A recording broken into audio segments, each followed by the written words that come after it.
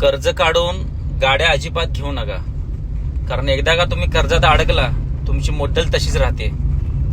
आणि तुम्ही down payment करण्यासाठी जे काही सोनं वगैरे घाण ठेवलेलं असेल त्याची पण मुद्दल तशीच राहते, फक्त व्याजच जात राहतं.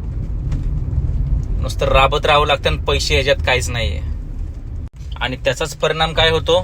Depression, tension.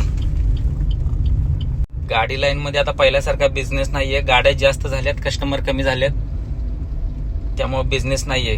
कधी कधी तर गाडीचे हप्ते काढायचे सुद्धा मुश्किल होऊन जाते. त्यामुळे ह्याचं त्याचं ऐकून कर्ज काढून गाड्या घेऊ नका.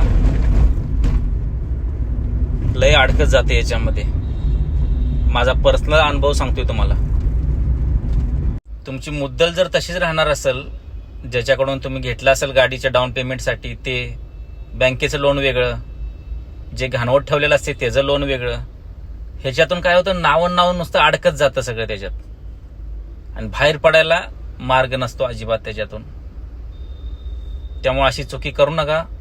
गाडी घेऊ नका. धंदा नाही गाडी लाईन मध्ये. आयुष्यात कधी कुणाचं कर्ज नाही काढायचं. त्या कर्जाचा परिणाम काय होतो, पूर्ण फॅमिली सगळी टेन्शन मध्ये येते. मी पण तशीच चूक केली. मला वाटलं स्टार्टिंगला बिझनेस होईल, पण सगळं चुकीचं घडत गेलं. आणि त्याचाच परिणाम काय, काम करायची इच्छा नाही राहिली.